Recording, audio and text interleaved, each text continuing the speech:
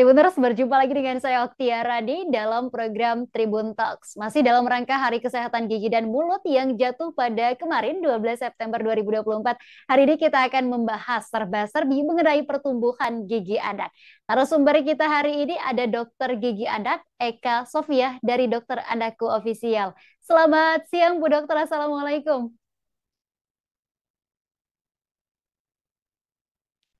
Halo Bu Dokter, selamat siang. Halo, selamat siang. Bu Dokter, apa kabar hari ini Bu Dokter? Cerah sekali nampaknya. Alhamdulillah baik. Semoga semuanya juga sedang sehat-sehat ya. Amin. Nah, Bu Dokter, hari ini kan kita akan membahas nih terkait dengan pertumbuhan gigi anak. Tapi sebenarnya, kapan sih pertama kali atau kapan gigi pertama anak ini biasanya mulai tumbuh, Bu Dokter? Oke, untuk gigi anak-anak sebetulnya start tumbuh itu rata-rata di usia 6 bulan. Jadi sangat dini gitu ya. Biasanya kita mulai dengan gigi depan yang area bawah atau kadang-kadang yang area atas juga gitu. Bu Dokter, saat anak ini mulai muncul nih giginya, apakah ada rasa-rasa nyeri kah, ataukah ada rasa-rasa sakit yang dialami sang anak ini, Bu Dokter? Ya, tentunya sering sekali ya kalau suka dengar orang tua mengeluhkan gitu. Memang pada periode pertumbuhan gigi ini seringkali anak-anak ada keluhan tidak nyaman karena memang ada sesuatu yang aneh yang mereka rasakan muncul di mulutnya gitu. Biasanya keluhannya itu agak rewel, kemudian nafsu makannya jadi berkurang, terkadang juga ada rasa kenaikan tubuh badan gitu atau banyak mengeluarkan air liur juga biasanya. Oke. Nah, dari rasa ketidaknyamanan ini, apa sih yang bisa dilakukan sebagai orang tua untuk mengurangi rasa sakit atau ketidaknyamanan saat gigi anak tumbuh ini, Bu Dokter? Oke, untuk rasa ketidaknyamanan ini perlu diingat sebetulnya rasa tidak nyaman itu berlangsungnya sementara hanya pada saat proses tumbuh gigi. Dan sebetulnya bisa kita coba untuk hilangkan atau meringankan ketidaknyamanan dengan cara-cara yang sederhana bisa dilakukan di rumah aja, seperti misalnya memberikan tekstur makanan yang lebih lembut dulu, atau kemudian dikasih makanan atau minuman yang suhunya lebih dingin itu lebih menyamankan juga. Jadi tidak harus selalu dengan obat-obatan gitu. Jika diperlukan memang obat pereda nyeri juga bisa, hanya biasanya kita coba-coba dulu dengan cara-cara yang nyaman. Karena biasanya dengan menggigit sesuatu yang keras gitu, misalnya seperti wortel yang dicoba ditaruh di kulkas, jadi suhunya dingin untuk mereka gigit-gigit itu sangat menyamankan. Atau bisa juga dengan titer ya, apa namanya, alat-alat yang untuk digigit-gigit oleh anak itu yang empuk itu juga bisa digunakan, namun diperhatikan pemilihan titernya jangan yang mengandung air atau cairan di dalamnya, dikhawatirkan bisa bocor gitu. Jadi kita gunakan yang aman juga bahannya. Oke, berarti cara-cara tadi itu mudah dilakukan di rumah ya, Bu Dokter ya, untuk memberikan Betul ya. rasa nyaman kepada anak ini ya, Bu Dokter ya? Ya.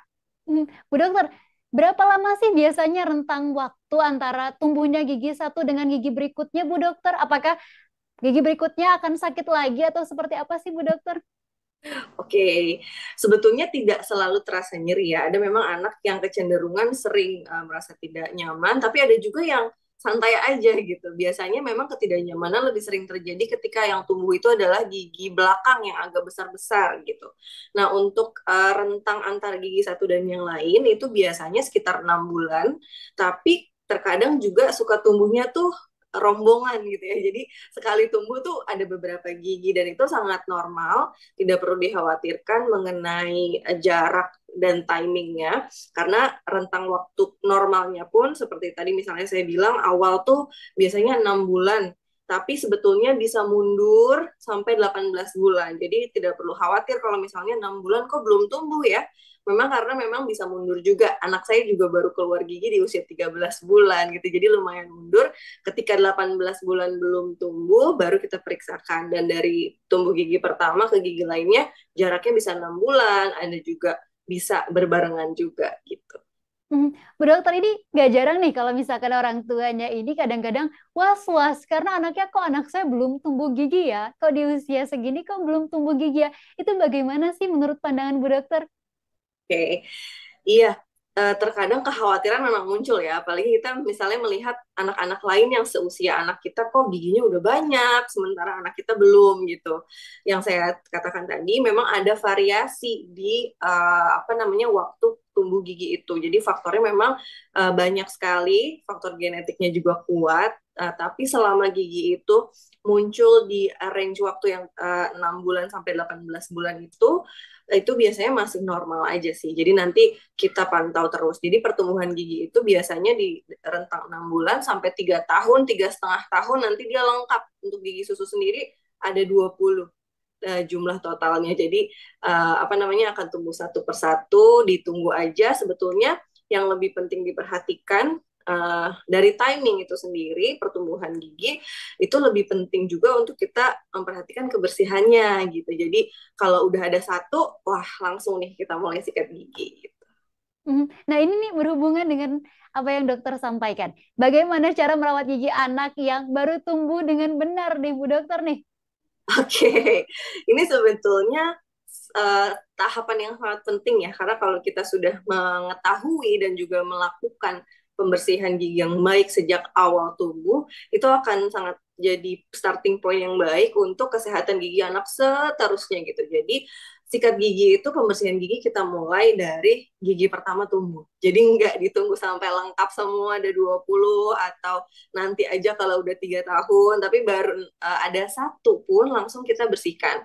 Memang pembersihannya tidak selalu harus langsung dengan sikat gigi ya, karena sikat gigi itu teksturnya untuk anak-anak agak kompleks ya, karena ada bulu-bulunya, ada bagian kerasnya, belum lagi ditambah pasta gigi. Jadi pengenalannya memang bertahap. Nah, pengenalan untuk pembersihan gigi ini sebetulnya bisa kita mulai sejak giginya belum tumbuh gitu. Jadi tumbuhkan kebiasaan untuk membersihkan rongga mulut ya, lidah, bagian dalam dari pipi itu misalnya dengan kasa steril yang dililitkan ke jari atau tisu basah yang aman untuk di area mulut.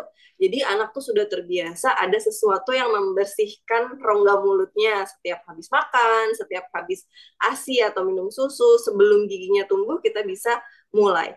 Nanti ketika giginya udah tumbuh, pembersihannya kita tambah di area giginya. Nanti pelan-pelan transisi ke sikat gigi gitu. Bu Dokter, kalau tadi kita membahas nih dengan anak yang pertumbuhan gigi, lalu bagaimana dengan treatmentnya bagi anak-anak yang belum tumbuh gigi dan bagaimana untuk supaya tumbuh gigi nih Bu Dokter nih, apakah memang harus ditunggu saja atau seperti apa Bu Dokter? Oke, jadi sebetulnya untuk tumbuh gigi itu faktornya lebih ke genetik ya, bisa juga stimulasi, tapi sebetulnya itu faktor yang lebih kecil. Jadi yang menentukan itu di apa kondisi gigi yang ada di dalam tulangnya. Mungkin untuk pengetahuan yang lebih dalam, jadi sebetulnya gigi itu kan pembentukannya jauh pada saat kehamilan gitu. Jadi untuk mendapatkan kualitas gigi anak yang baik, termasuk juga di timing apa keluar giginya itu, waktu tumbuh giginya itu, kita juga bisa mengoptimalkan kesehatan ibu hamil ketika kehamilan, karena gigi itu mulai dibentuk di trimester 1 dari kehamilan itu sendiri, yang seringkali memang itu waktu-waktu yang agak kurang nyaman ya untuk ibu hamil gitu. Jadi untuk supaya kalau kita ingin kualitas gigi anak kita baik, nutrisi dan vitamin, kesehatan dari sejak kehamilan itu harus kita jaga juga tuh nanti supaya gigi yang tumbuh sehat dan kuat juga.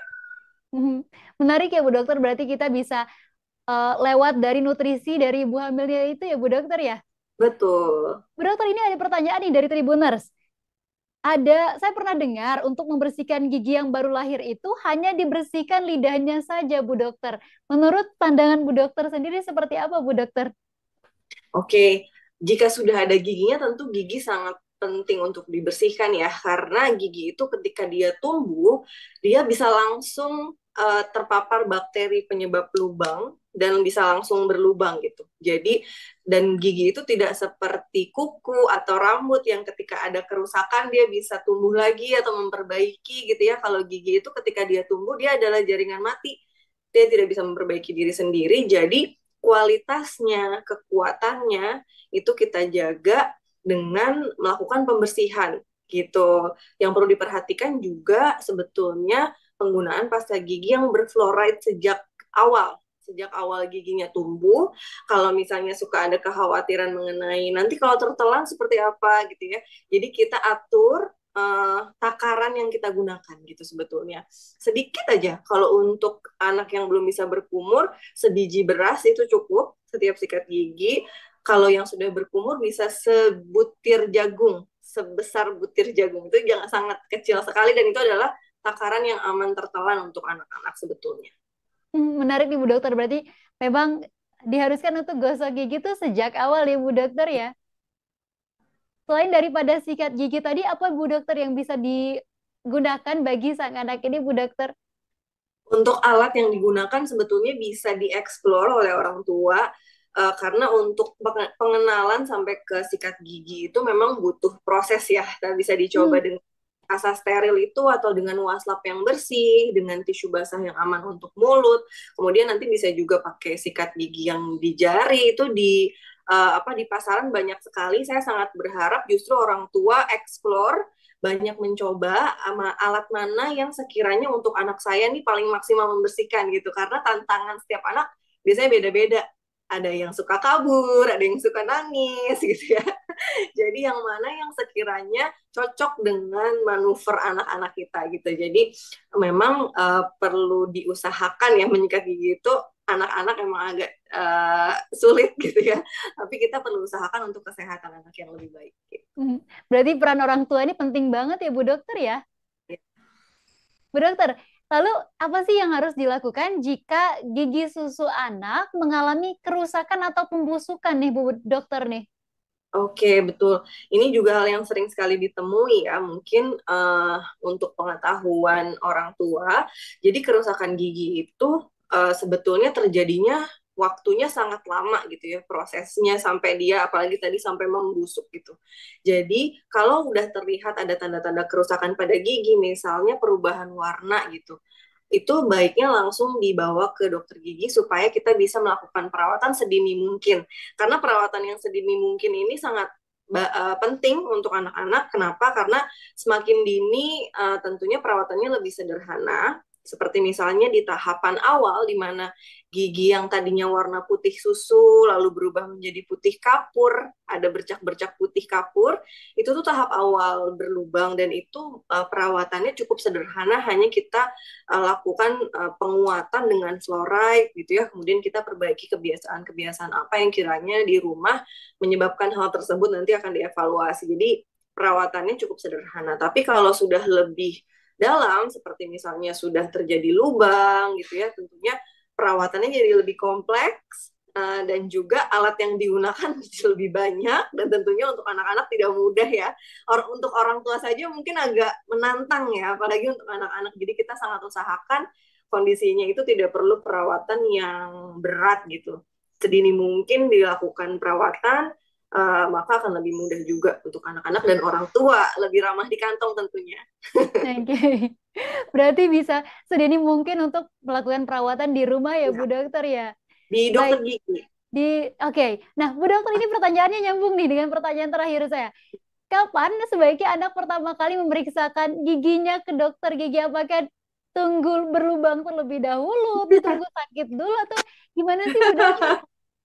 Oke, iya, sebetulnya ke dokter gigi kalau sesuai teorinya itu disarankan sebelum ulang tahun pertama ya untuk anak-anak itu. Karena di saat itu kita bisa mengevaluasi kondisi gigi itu pada awalnya seperti apa. Jika nanti ada perubahan, kita tahu apa yang berubah gitu. Jadi biasanya juga dilakukan banyak pembekalan untuk orang tua kalau memang datangnya lebih awal di kondisi asli giginya saat tumbuh itu kita banyak lakukan pembekalan sesuai dengan resikonya. Misalnya Bu ini sepertinya udah mulai ada tanda-tanda awal nih, maka kita harus lakukan apa gitu. Jadi kedatangannya sebetulnya akan lebih mudah dan lebih informatif untuk orang tua jika datang dalam kondisi belum sakit justru ya. Oke. Jadi akan banyak informasi yang didapatkan tentang pemeliharaannya di rumah dan sebagainya. Dan itu lebih sederhana, lebih nyaman di kantong juga gitu. Kalau dibawa dalam kondisi nyeri itu biasanya anak-anak satu mereka udah takut. Kedua memang alat-alat yang kita gunakan jadinya lebih banyak dan lebih challenging ya buat anak-anak, udah mulai pakai yang muter-muter, udah mulai pakai apa gitu. Jadi buat mereka was-was biasanya tingkat kooperatifnya juga jadi menurun ya karena udah tegang duluan. Jadi lebih jauh lebih baik jika dibawa sebelum ada keluhan, lebih baik lagi juga sebelum 1 tahun untuk bisa dievaluasi kondisi gigi awalnya seperti apa. Hmm, jadi orang tua juga bisa ramah di kantong apabila tadi sebelum sakit ya Bu Dokter Ya, ya. betul, betul. Baik, terima kasih Bu Dokter atas edukasi terkait serba-serbi pertumbuhan gigi anak pada hari ini. Semoga orang tuanya lebih mengerti lagi nih tentang kondisi anaknya, terutama saat pertumbuhan gigi baru ya Bu Dokter ya. Iya, senang sekali. Baik, terima kasih Bu Dokter, sehat selalu. Tribuners, itu tadi perbincangan kita terkait serba-serbi pertumbuhan gigi anak. Saksikan terus informasi menarik lainnya hanya di kanal YouTube Tribun News Bogor. Saya Oktia Rani dan kru yang bertugas pamit. Sampai jumpa.